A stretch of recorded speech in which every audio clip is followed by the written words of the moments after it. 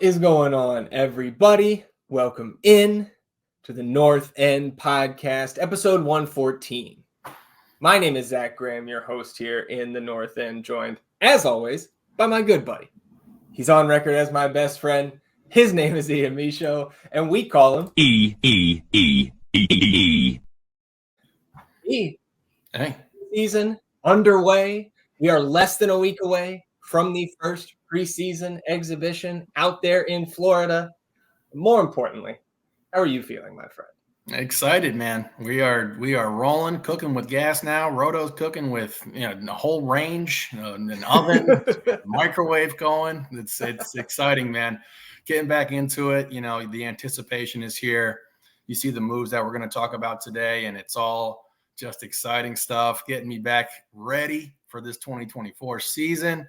Ready to go back to soccer church, repent for my sins, and man, I'm happy, man. How are you doing? Dude, I'm great. Thanks for asking. Yeah, I realize I never really ask you how you're doing.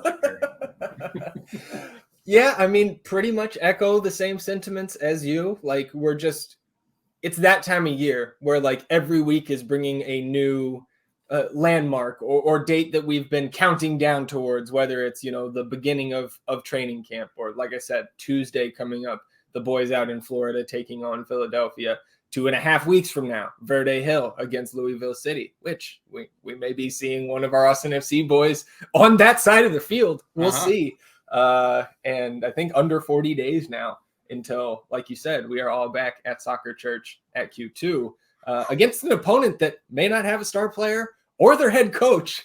So we'll get into all of that here on episode 114. Let's dive right in because, again, everything's cranking back up. We've got plenty to talk about. And, the hour and a half long episodes will certainly come to pass during the season, maybe later in the preseason as well. But for now, just talking the news and the rumors. And this happened, I think, the day that we dropped or within 24 hours of last week's episode being posted. I believe it was 2 separate South American journalists and then later confirmed by our boy, Tom Bogert, that Austin FC reportedly offered $3.5 million to River Plate for striker Miguel Angel Borja. And Borja, I guess, going through his bio a little bit. I know we're, 6 days removed from that rumor coming to this, or report rather, coming to the surface. But Borja, 30-year-old, he'll be 31 next week. So essentially 31-year-old Colombian striker. He's about 6 foot tall and currently playing for River Plate in Argentina. Actually began his career with Deportivo Cali in the Colombian league there. So connection to Johan Valencia. And River Plate is his 12th team in 11 years. Wow. Whether he was signed to a team or loaned to a team. Yeah, his 12th stop in his 11-year professional career. So I guess we can maybe discuss what that could point to about him and his, off the field demeanor or personality. In 2017, Borja was transferred from Atlético Nacional to Palmeiras in the Brazilian league. And in that transfer, which was, I think, a hair over $10 million, he was the 4th most expensive transfer in Brazilian football at the time. So this is a guy who throughout his career has been highly regarded. I know the striker market globally is a little bit inflated, but that's a number. That's a stat for sure. This is not a nobody. And Borja also 27 caps for the Colombian national team. So just sticking with his profile here, that information. What are your thoughts on Miguel Angel Borja here in this rumor that, I guess we can also talk about afterwards, what that means for Austin and the ambitions of Rodo in the front office here. Borja, 12 teams in 11 years. Let's start there. What does that make you think here about the 31-year-old striker? That is interesting, I guess, from a positive outlook. He seems pretty adaptable, able to change teams and still produce. See the pedigree. The teams that he's been with are quite notable. Does he have any sort of connection to Seba? I know obviously Seba has the River Plate ties. Yep. He's got to know some people still in the organization and whatnot, but they have no they have no connection outside of just the River Plate experience, right? I think it's just that they've both played there. He just got to River in 2022, so very recent player. They definitely don't have any crossover in terms of being teammates. Yep. I'm sure they're both aware of each other, or maybe one aware of the other, or what have you. Yeah. Also, statistically, and I believe this is counting all competitions, club and national team, and potentially even youth national team as well here, but 393 career appearances for Borja, 153 goals. Whew. That's a goal scorer. Yeah, that's somebody who knows how to find the net. I mean, to me, we talked about the $3.5 million there and the offer that was sent out for him. And that's the most important thing to me right now, not the name necessarily, not the player. We've been looking for this larger splash, this big buy, and you see that was on the table. And, it was rejected, but it implies that this team is ready to make a purchase, to make a splash, get somebody in here. And obviously he's going to have to come in on a DP salary, and that has its own implications, or a DP role, and that has its own implications in itself. I'm excited about it. We've been patient in this process. I think the front office has really tried to lay the groundwork for building a solid franchise, solid team for years to come. And it's a process. And you see that we're serious about this. This is a serious offer. That's a shitload of money that we're trying to get, sent over there to acquire Miguel. And we know we have a need at striker. Concerns, obviously, the 11 teams or 12 teams in 11 years, what have you. It is a bit concerning. You'd want to see somebody probably who went somewhere, had a good tenure, and continued to play for that team, because obviously he did well.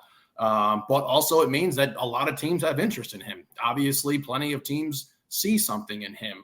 So we do as well.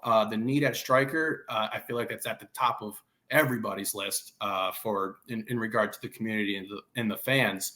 So it just shows to me that this was not smoke. It was not smoke and mirrors. We weren't just talking out of our butt to get people excited about the upcoming season after a very disappointing season. These are bona fide offers for bona fide players, and it makes me understand that someone is coming. And we're willing to throw $3.5 million at Miguel here. We're going to throw X amount of dollars at other big players as well. So I'm excited for that. Yeah, I think that's my biggest takeaway from this as well. I guess you kind of summed up my thoughts perfectly there. Less concerned about the player and if he comes or not. It's the ambition of not just being willing to splash that cash out there on an offer on a high level striker or at any position, right? It's that financial type of transaction would mean this guy is a designated player, which means Rodo and the front office and the team are willing to make a move on either Rigoni or Alex Ring. The overwhelming possibility here, or what would be happening, would be buying Alex Ring down. That is much easier than maneuvering around Emiliano Rigoni, the financial constraints around his designated player spot. Very simple. Use your TAM budget. Get Alex Ring down below that max cap hit threshold. Take the DP tag off, and we've only got one U22 on the roster, so you can have then that third full DP. And I mean, sorry. No, go ahead. That's the ideal situation for me. I understand Rigoni has not performed. I don't want to necessarily take a huge loss trying to move him, like a sunken cost fallacy. If we run out his contract and it's still not working out, that's fine. I'd rather retain guys that we definitely know can produce in this league. Again, Rigoni is attached to this DP moniker where it's like, is he living up to that expectation? We know the guy can play. We know he can play in the MLS. So for me, keeping and retaining Alex, which is something I feel like is pretty much accepted for everyone. We really want to keep him. Obviously, we know the presence, the tenacity, the leadership, everything he brings to our club. And to be able to retain both of those guys just raises our depth level of talent. So buying Alex down, I think, is the most ideal situation here. I know people are frustrated with Rigoni. I have been frustrated with Rigoni. I'm still holding out hope with Rigoni. And I think if you surround him with some more quality players and take a little pressure off of him, that he could really flourish in a less important role. So I think that is the ideal situation. You buy Alex down, you go ahead and you go get one of these big name strikers or one of these quality strikers from a different country, and let's get rolling, baby. Like it's good to see. Yeah, again, it may not be Borja ultimately, but again, it's like you said, it's clearly coming, whether it's before the season gets underway or it's the summer transfer window. And going back to Borja, like I don't know if he's coming through, I think I want it to be a short-term type of deal. Because if you like, the talent is clearly there, like you mentioned, all these teams, whether they've signed him or gotten him in on loan, all these teams see the talent, right? Yeah. And I don't think it's a lack of production thing. We talked about how many goals this guy has in his career at his various stops. So that just leads me to think that he just maybe isn't the best fit, the best type of teammate on or off the field. Whatever it is, that's just, again, I'm just looking on paper. I have no idea. Never heard this guy speak. None of that. But that's just, feels like a safe type of assumption to make about a player with that resume. I mean, we can also just give him the benefit of the doubt, right? Like, we don't know the situations that he was in. We don't know the salary constraints, the money that was, tied up with those other teams. And maybe they were making moves after disappointing seasons or what have you. Obviously, the amount of times you see that happen does probably raise some, maybe some orange, not full red flag, but it's a threat level midnight. Yeah. So I'm encouraged by it, man, like you said, and just to be able to know that the patience will pay off and somebody's coming and the money will be spent. And we haven't been tied to any other striker rumors, really. We haven't really been tied to any other sort of nine. So I'm looking at this like this dude was a priority. We made a bona fide big offer for him. So that money is clearly trying to be allocated towards getting a top tier 9 on this club. Yeah. So I think it's going to move fast and furious, and I think you're going to see a 9 in here before the season starts. Yeah, and then we've got another report here. This was, I think, 2 days ago, where we've got a Danish journalist by the name of Farzan Abulhassani. He's reporting that a right back by the name of Mikkel Dessler, it's my best pronunciation at this point. It's kind of spelled like it's almost like Beasler with a D. Yeah. So I kind of want to say Diesler, but I think it's Dessler. Okay. And his background, 28-year-old Danish right back. He turns 29 in February. And he is a touch over 6 foot as well. So another sizable fullback here that it appears that the team is targeting. That report from Farzan was to what he said in the Austin fans kind of replying to him, needling him. I took part in that a little bit, just trying to get some more information out of him from across the pond on this potential signing. His original message, when you Twitter translate it, says Mikkel Dessler will soon take another big step in his career when he moves to Austin FC in the MLS at the latest this summer. Only details are missing before the Dane completes his switch to a long-term deal. The contract with his League One club, Toulouse, expires this summer. So I then tried to clarify with him, could this potentially happen before the MLS season begins in late February? He said, of course, it's a possibility, but at the moment, it looks like, further clarifying it looks like a summer signing here for Austin, which out of contract with Toulouse in the summer would be a free transfer in that case. I don't know what else could potentially make it happen before then. Mm-hmm. Probably just some sort of loan, but does Austin want to spend funds on that, which you probably have to? Yep. With Toulouse still in the middle of their League One or League season, if I want to inject a little culture into the episode here. So a little bit more on Dessler here. Arrived at Toulouse in 2021. So he was former teammates with Ruben Gabrielsen. And so I guess at the end of that season, Ruben got to us left in the middle of that season. They won League Two at the conclusion of that year, and Dessler was part of the league's best 11 in that season. So this is a high caliber type of player, been playing in League One now for a year and a half. And in their current season, Toulouse, not great, 14th out of 18 teams there in the French first division, just over midway through this current season. Dessler is 5th on the team in FOTMOB rating for what it's worth. He did not have a ton of highlights out there. Scored a goal, I think, a few months back. That was out there, but no big highlight reels like we had for our buddy Guillermo Biru on last week's episode. So he injured his calf on December 16th. He's expected back near the end of the month, so we haven't had any Dessler performances recently. And then the last thing I'll add before we talk more about this, Capology has him at a $600K annual salary with Toulouse. So assuming we don't give him some massive raise here, potentially a free transfer, and assuming he would come in around 600, 650 a year, that's less than the max cap hit. And that feels like pretty darn good business to me. What do you think about this rumor/report? Because Farzam said this is no rumor. So we'll call it a report for him. How do you feel about this report that Mikkel Dessler coming over at right back? Again, incredibly encouraged, and to quote Dennis Reynolds, it's the implication. I wonder how many Sonny references we've had in a row. It's like at least 3 episodes now. Look, I understand wanting to get him here before the summer. Does it make sense to do that if we have to pay a transfer fee?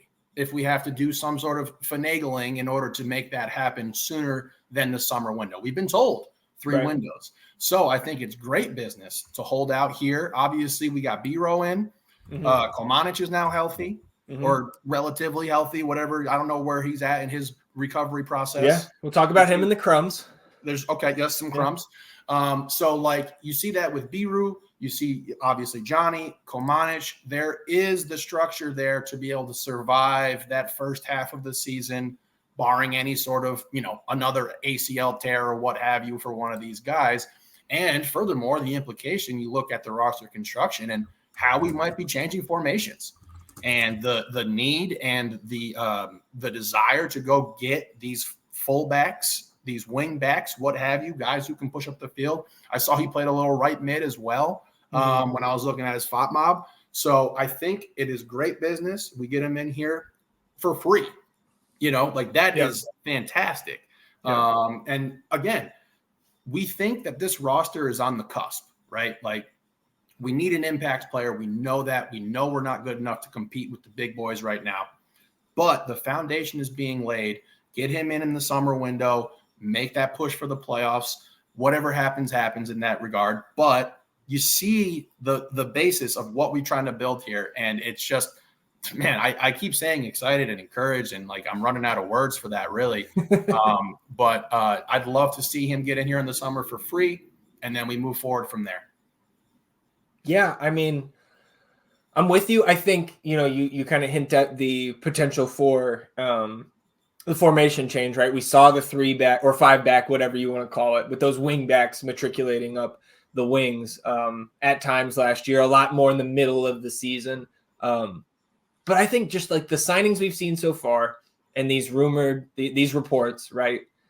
We're getting guys that are flexible. We saw Rodo in Guillerme's press release say Biro provides flexibility on our back line, whether that's left back, a left center back position, what have you.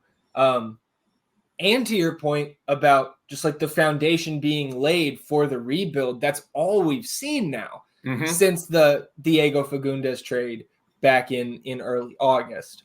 So none of these pieces, moves, options declined, re-entry draft picks, what have you, none of them on their own, certainly, and even as a whole, is making me think we're ready to contend right now. But again, it's the building blocks to the timeline that Rodo gave us, 2 to 3 transfer windows. We know that this time next year in the winter window, we've got Emmy.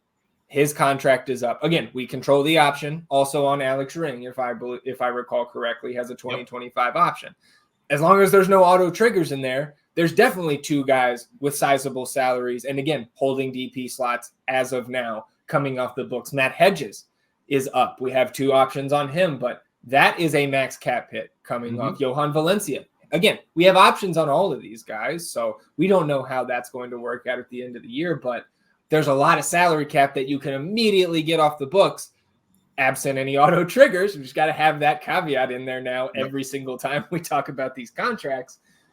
But it's all just, to me, it's setting up. It is step after step after step that, and we've gotten a number of them kind of in quick succession here over the last 2 weeks, that is just improving the overall quality of this roster. The talent floor is being raised. Again, you talked last episode, I thought it was a good point, that this roster is getting better, and it already got better with some of the subtractions that we made in the winter. And now as spring is approaching, we're adding guys in certain places and far from done. But I think the Borja rumor, again, at the very least, the ambition, the willingness to spend, the willingness to shake things up at the top with our designated player spots, and then going out and identifying these guys like Mikkel Dessler, who have a great profile from a career perspective, from a financial perspective, and a talent perspective, like compared to our fullback depth chart. Like, even though Johnny G was an all-star last year, we need more depth there. And to have that competition, again, the flexibility. If you've got a guy like Biru and a guy like Jean and a guy like Dessler at the midway point of this season, that gives John Gallagher even more flexibility to be pushed up into one of those winger positions, or again, play that back 5 where maybe Dessler at 6 foot can play a right side center back and Johnny can be out there as a wing back. Or on the left side, Johnny or Jean Kolmanich as a left wing back and Guilherme Biru as a left center back. There's, again, the flexibility is, I think, just another really encouraging piece of the latest developments here for Austin. This is the viable, sustainable way to make this club very good. Would it have been fucking fun and sexy if we immediately went out and spent all that money we got from the Diego trade and brought in a huge name? Yeah, it would have. But does it necessarily mean that it's built for long-term success? No. This path, yes. It does. It gives us the foundation to go. And obviously, Rodo, when he came in, saw where and when Alex and Emmy were up. And again, the sunken cost fallacy, we've invested in both of those guys. Are you going to get some sort of return for them that makes sense? You would want to get, again, an expiring, because you're not going to get a great big name for either of those guys. So you want to, their contracts expiring at the end of next season, man, like that just provides all kinds of money, where now it's like, hey, we don't have to fill a hole at right back and at striker and at center back. Like, it's, hey, here's what we have right now: quality starting depth players across the board. And then you throw in somebody with Seba, and now you're really fucking cooking. And that's a nice little transition there, E. Believe it or not, folks, E does not have the run sheet on his screen, but we are going to talk about number 10 right now, because we did get the report from the team that Sebastian Driussi has obtained a green card, so no longer occupying one of those international roster spots. We talked about them last week, right, with Guilherme Biru being added to that international slot list. So you see it over here on the right if you're watching on the YouTube channel. Assuming that Gite stays away, you've now got 4 international spots free. Again, a guy like Borja would take one of those. A guy like Dessler would take one of those. But through leading up to the season and through the summer transfer window, if you do not use all 8 of those, that can then be dangled out there on the trade market and say, hey, give us $125K in GAM for an international roster spot, or 2 or multiple teams, what have you. So again, just another great piece of business by the club. Congratulations to Seba there. Just more good news, man. Dude, look, man, this spreadsheet is getting me so freaking. Look at like that team just looks sexy, man. Like, it look like you see the senior rosters there, and then you see the quality you're getting from those supplemental guys, and it's like, that looks good. And with Komanic, would he be done on for U22 next season? Yeah, because I believe his contract, I can flip over here. I think his contract is up. Yeah, 2024 with no option. See, so like, again, the timeline, you see it. Emmy coming off the books. Alex potentially coming off the books if there's no trigger. Right. Books.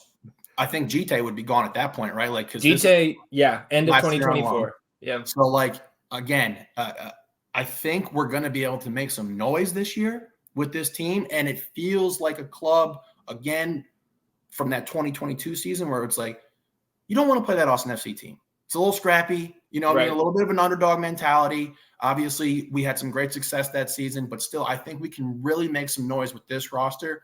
And then you push it into next year, and it's like, shit, things are really opening up for us. And at this point, it just looks like a masterclass by Rodo.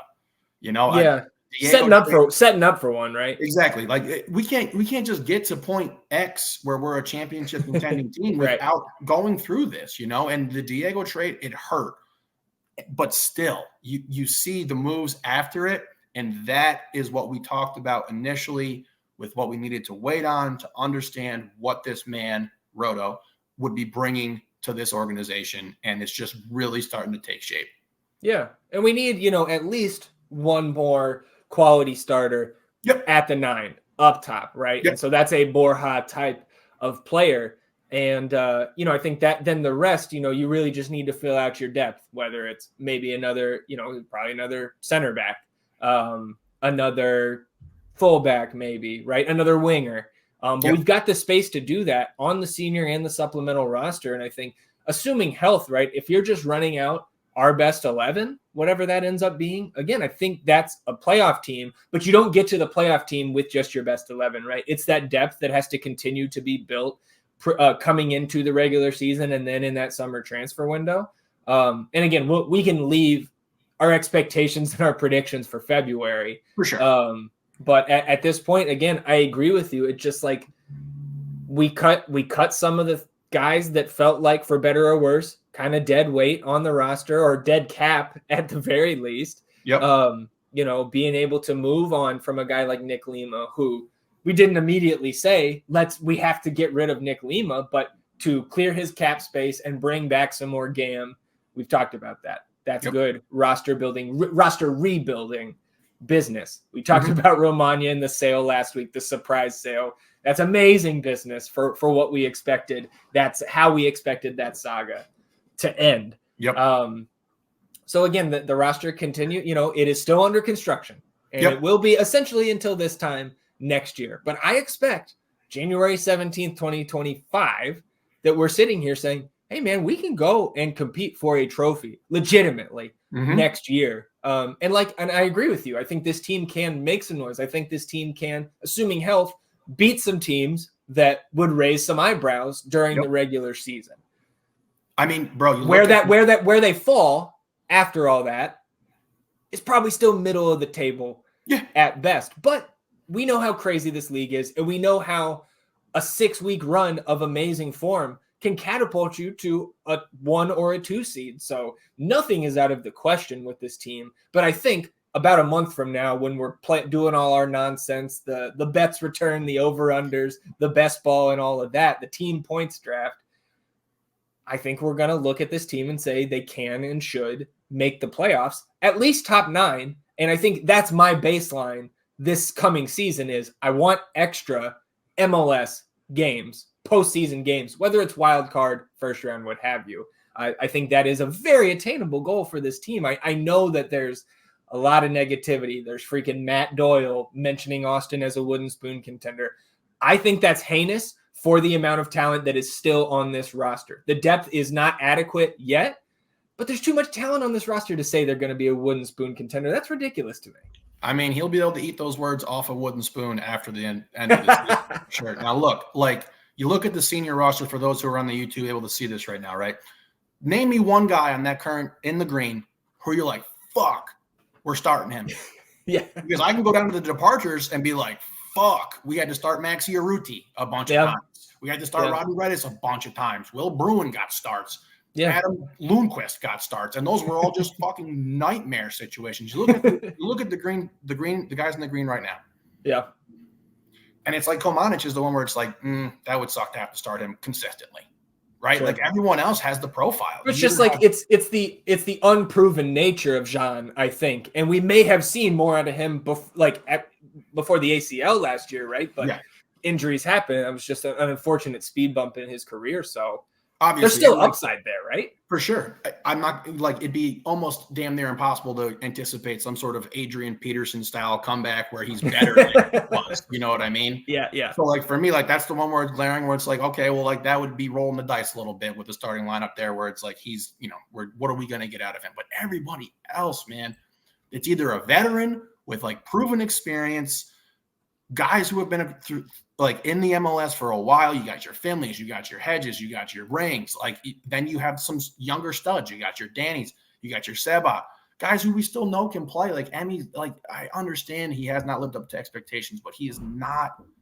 a bottom tier player in this league by any stretch of the imagination. So, man, and then you got Owen, who we think is like he's going to have to get better. And then again, you talk about the flexibility, being able to move him around, being able to shift him around to make a sustainable lineup with the first 11 that like we can adapt to other teams. We can play certain guys in certain situations, like, and that is just a luxury that we did not have last year. And that's not necessarily anyone's fault outside of Claudio's, because of the rash of injuries that we had as well. Mm-hmm. But man, like you just look at the guys who are gone and who we replaced them with, and it's just, it's looking delicious. Yeah, and those young guys, to your point, like Owen I think we mentioned this on last week's episode, where like if he takes a jump as he did between his first season and last year, or first and second season, and then 2022 to last year, I mean, Owen getting even better just hasn't really factored into my calculus in my head, I think. And you can say the same for guys like CJ and guys like Micah. And again, I think Micah to a lesser extent, of course, but like if CJ is legitimately ready for rotational minutes on the wing and the ceiling of starting minutes on the wing as a, rotational starter, that's a huge boost for the attack. Absolutely. I mean, these guys they're teenagers, right? So like, even if they don't even improve skill wise, their body is going to develop more. They're going to be faster, stronger. So it's like, that is what we're looking at right now. And obviously the trajectory of Micah is something you should be excited about. I've seen people poo-pooing it because it's like, oh, people from Next Pro, they don't really translate. And it's like, well, yeah, like that's the majority of them, but there is trajectory for guys to get into the first team and really make an impact. We've seen it. It's happened. Yep. And to your point about the international trades and everything, we see that all the time. Those trades happen all the time. So that flexibility, not from just a standpoint of who we have out there, but the flexibility with the roster, the flexibility of the roster going forward when we have Rigoni off the books, when we have Ring off the books, it's starting to come to shape, man. Like it looks wonderful. Yeah, and speaking of those young guys, got a report, I should say a follow-up this morning from Davide Masi over there in Italy, who was the MLS reporter for DiMarzio. He was the one who initially said that Damian Las was rumored to be going on loan to a USL side for the 2024 season.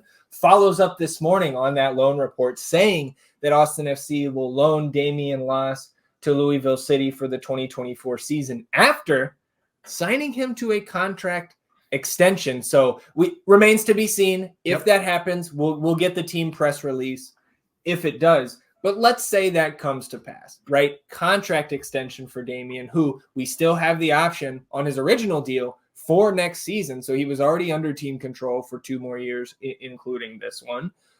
But if he signs the extension, what does that mean for his future with the club, the future of the goalkeeping depth chart? And then, of course, I think we can kind of put this aside quickly. Regardless of the extension, the loan to Louisville City for 2024 is good news, good business for his development for the club. Whether they're going to sell him or try to mold him into goalkeeper 1 over the coming years, that's all positive, right? It's fantastic. I mean, that's what we outlined before, where it was like pretty much everyone, again, was on board with go get him some playing time, retain his rights, and let's keep him around and see what we can do with him. So I'm all for it. I'm wishing Damian all the success in the world there. Obviously, I'd miss being able to go watch him play up at the pitch there. But man, again, good business. Yeah. And, if he does get that extension, my biggest question is, what would that do to his supplemental roster status? Would that, if we have to, and I would imagine we would maybe have to pay him to a level where he comes off of that supplemental roster, even with the homegrown. I know you can pay the homegrowns a little bit more. And we do have his homegrown rights traded from Chicago when we acquired him. But if that extension comes to pass, to me, it's very clearly then that the plan down the road is for him to at least compete for the top goalkeeping spot, as he has been over the last, year and a half or so. Mm-hmm. But getting that extension, I just think would be, again, it's just would be good news, because we all want to see kind of this guy who Austin FC 2 fans, we all fell in love with the kid last year and the work that he did in Next Pro, and was well rewarded with the individual accolades, the Next Pro Cup championship, what have you. So I'm kind of on the edge of my seat here, waiting for the club to potentially announce an extension and the loan move. Because again, like I mentioned in the opening, we play Louisville City in 2.5 weeks at the pitch, or at St. David's rather, on Verde Hill. We'll be out there on Verde Hill. And maybe we see Damian in the opposing net there if that loan has already happened. I don't know how, if you want to keep him for the majority of preseason with the first team, or if Louisville wants him to go there and get acclimated to his new teammates and digs and all that. So we'll see. But just an interesting development in the new Damian Loss saga here. Remind me, Stephen Cleveland, what's his contract? How long? Cap sheet, Cleveland. Up in 25, option in 26. Right. So again, let's look at timeline. Let's look at going forward, right? Bradley Stuver, 32 years old right now. Going to have a birthday during the season, so he's going to be 33. Same numbers on him as well. Up in 25, option 26. So you start to see a bit of a youth movement going forward with the goalkeepers. If however this Damian contract gets structured, I'm not trying to push Stuver out by any means, but I am saying that there is a timeline again that it is all lining up. And you see the Damian move now. Let's get him. Let's keep him playing. Let's keep him improving, but keep him here, and then bring him back eventually when it's time, when he's ready. Because I think, again, like as much as everyone fell in love with the kid and as incredible as he played, it's not a good idea to just throw him into the fire. Like you see, not that this translates entirely, but you see these younger quarterbacks in NFL who get thrown into the fire and the team is not good around them, and it can ruin their fucking career.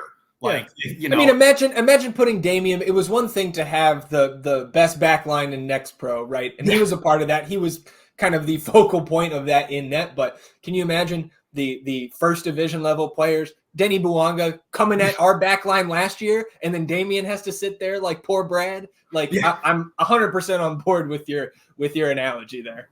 So, I mean, it's a timeline thing. It's what Rodo has been preaching, and it's just man, it's exciting. Yeah.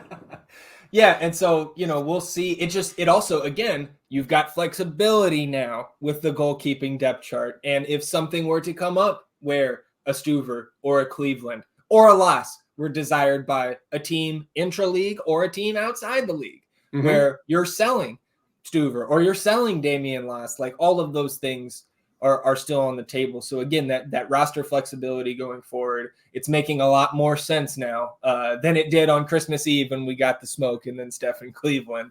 Yeah. So we'll see the goalkeeping stuff working itself out. We did nice little bridge here to last business day. Charlie Asensio announced he's signed with Orange County FC of the USL. So good luck, Chuck. And, we'll be watching, paying attention. No return for Charlie, but we talked about the rumor that Danish goalkeeper Marcus Alstrup was going to be signed by FC2. That was confirmed, I think, Friday of last week, if I recall correctly, along with the season-long loan of one Christopher Garcia. And Chris Garcia, as I can pull up the press release from FC2, that they put out on these two guys. Garcia, 20-year-old El Paso native, but is a product of the RSL Academy and made his MLS debut for RSL in 2020 before a loan stint in the Swedish third division. Upon returning to RSL, he made 2 more MLS appearances in 2022, and then 1 goal and 2 assists in 10 Next Pro appearances, was with El Paso Locomotive permanently ahead of the 2023 season, 18 apps for El Paso last year, 1 goal in 383 minutes. So 2 new additions to FCito, and this roster is going to start to take shape as well as we lead up to the beginning of that season, which I believe is about a month after the first team begins. Any thoughts for you initially on Alstrup or Garcia? I mean, one of the things that I was wondering about, obviously, with the potential Damian move and the guys that we've lost for the FC2 club, was how we were going to fill out that roster. And I don't know anything about these 2 dudes who are coming in other than what you've just broken down right there. But they're players. So the roster is being built out. And, welcome to championship, Next Pro football. Yeah, exactly. So with preseason starting, the return of the Crumbs threads. So we've had 3 so far. Part 1 was just report day, right, on Saturday. Had a couple photos, a couple video clips from the media team there on Saturday. We do have Alex Ring arriving, continuing to grow out that hair. Arrived with the top knot man bun there.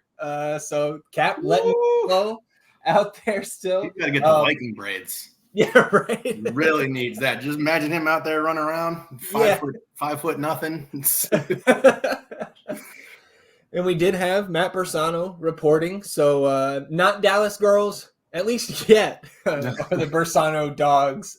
Good to see Matt in camp again. And then our boy Emmy with the bleach blonde hair look that I know he's had in the past in his career, but first time I think we've seen that at Austin.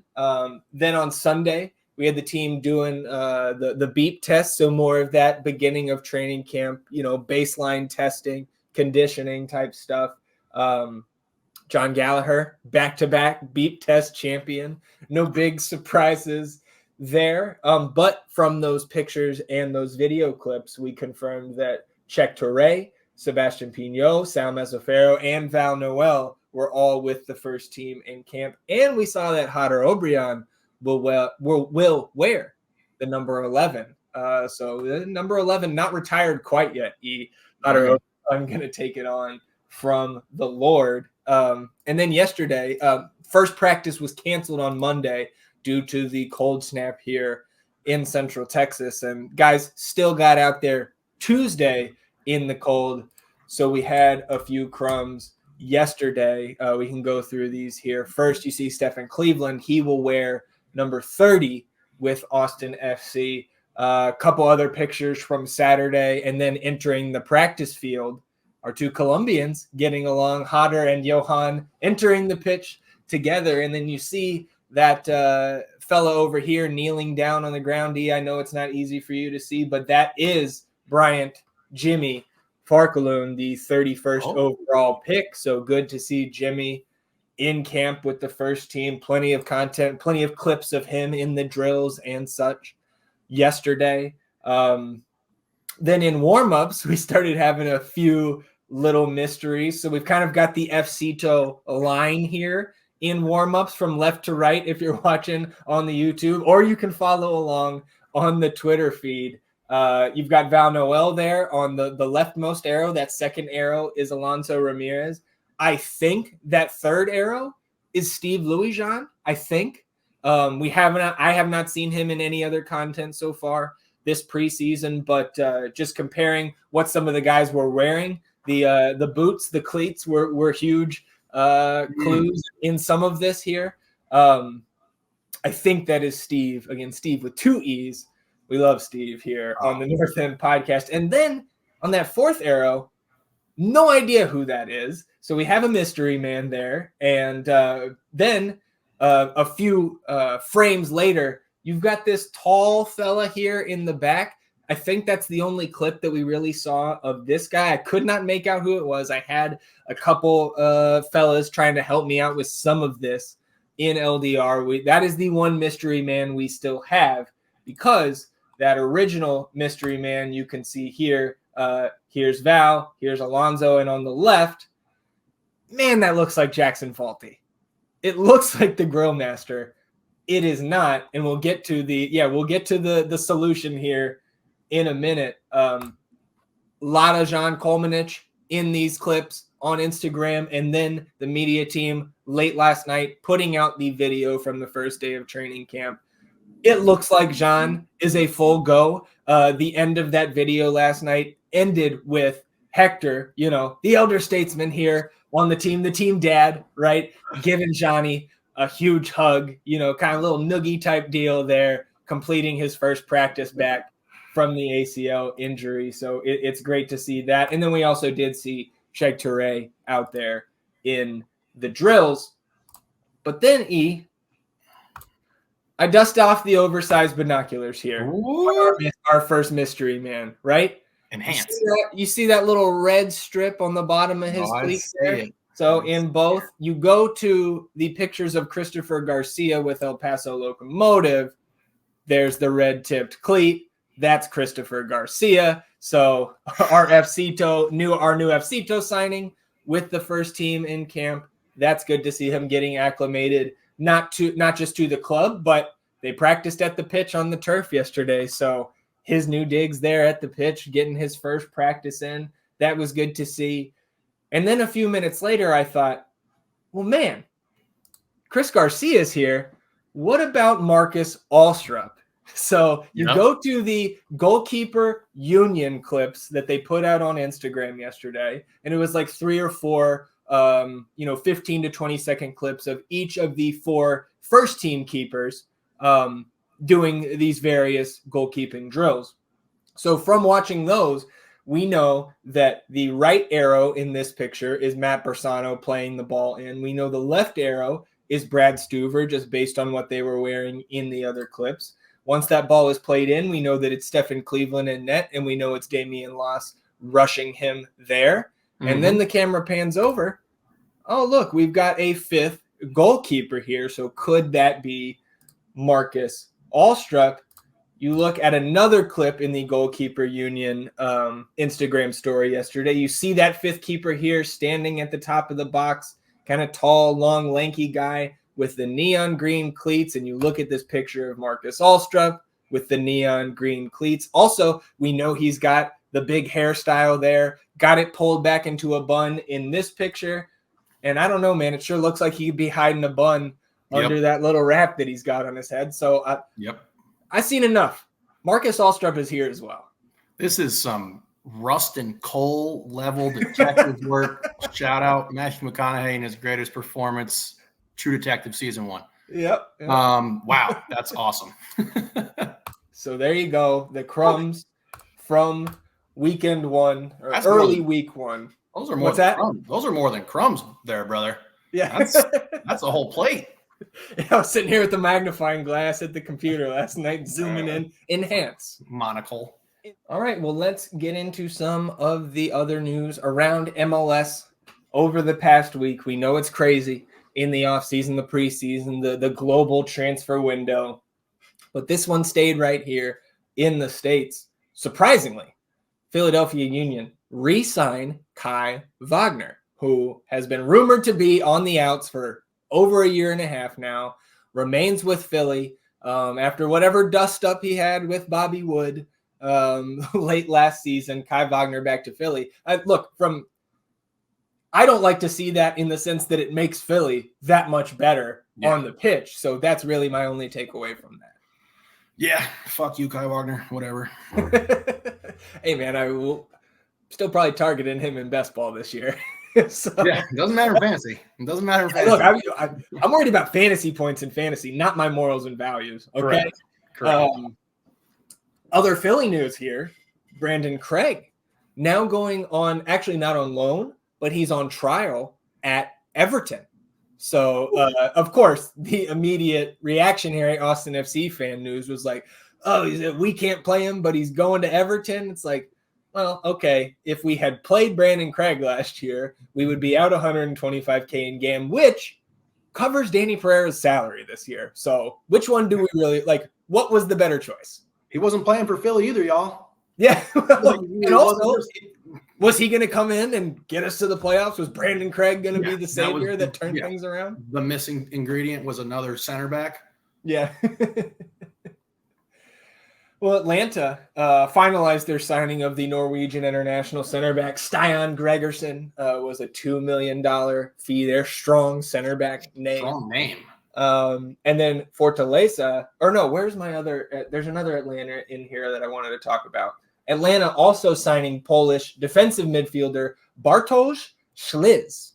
Okay, wow. $3.5 million fee, 6 caps with the Poland national team. Their new starting 6. Atlanta United spending spree. Shit, I might get Bill Belichick after this. Yeah, right. Well, shit, he might be with the Falcons. So same building. Yeah. Yeah, and then I also saw a report. Don't remember the source, but that Atlanta has not received a single offer this window for Thiago Almada. Which feels like if you hear that and you're a team that could maybe use his services, maybe you slide in there. I don't know. It is still smokescreen season everywhere, so who knows? That's a buy low candidate for sure. Yeah. I don't mean it shouldn't be buy low. I mean, if there's World Cup champion. Yeah. Interested, then it's buy low. Yeah. Then Fortaleza signed Luquinhas from Red Bulls. So Red Bulls reportedly going to come close to recouping their original $3 million fee. And I believe that does open a DP spot for Red Bulls. And then this is the one I mentioned to you right before we went live, sending your eyebrows skyward. Aaron Bupenza of FC Cincinnati trying to prevent the release of a sex tape on a phone that was stolen from him. Apparently, that transgression, in quotes, in Gabon, his home country, carries like a $17,000 fine and up to 5 years in jail. So believe it or not, film yourself fucking in Gabon, straight to jail. Believe it or not. I can't go to Gabon. Yeah. So that was just, the most TMZ type story that I have seen in a while coming out of MLS. But the madness certainly continues. It's just in the world of soccer. They blackmailing him? I assume so. Right? Like they stole his phone? Okay. Well, yeah. Sorry, man. Yeah. Good luck to you. Yeah. Again, another guy that I would pick again for the best ball team. Hey, look, this isn't Gabon, baby. Back to the news here. Colorado continuing their onslaught of additions, signing 24-year-old U.S. men's national team left back Sam Vines from Royal Antwerp. Coming back home, he originally broke through with the Rapids as a player a number of years ago. So Rapids, not so quietly, rebuilding pretty much up and down the roster, which is what was needed. We know about that team.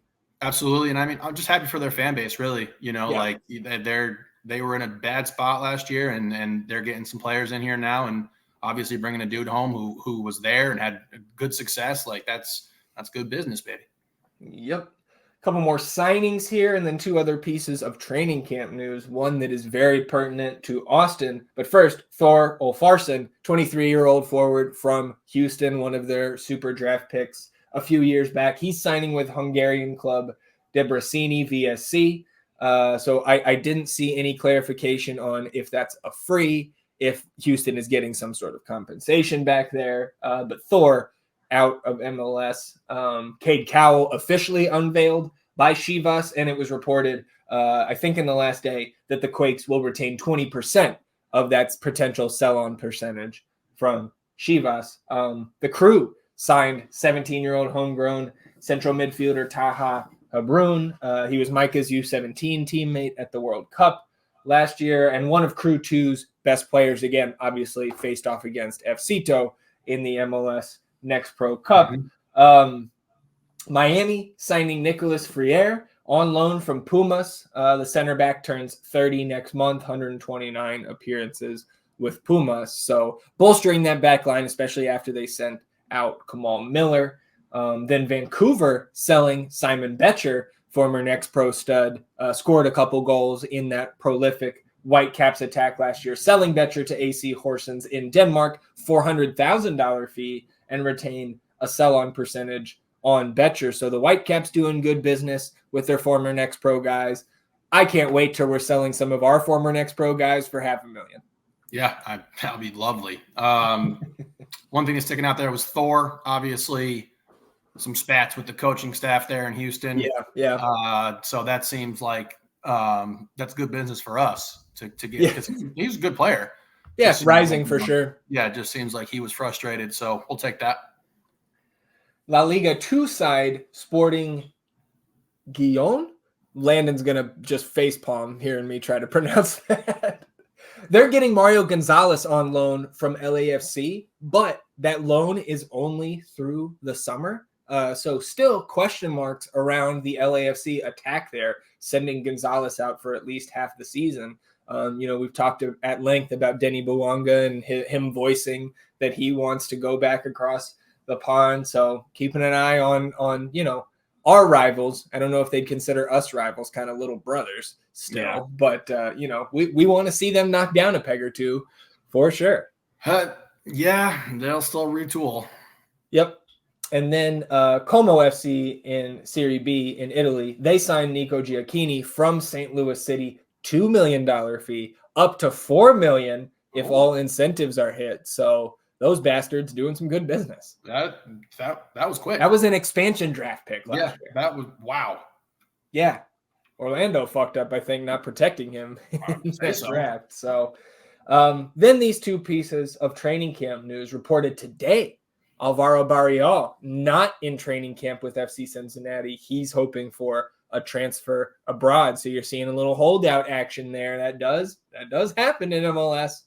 I still maintain we had maybe a one-day holdout last year, but we don't have to get into that now. This is the most important piece of news when it comes to Austin here in this MLS segment.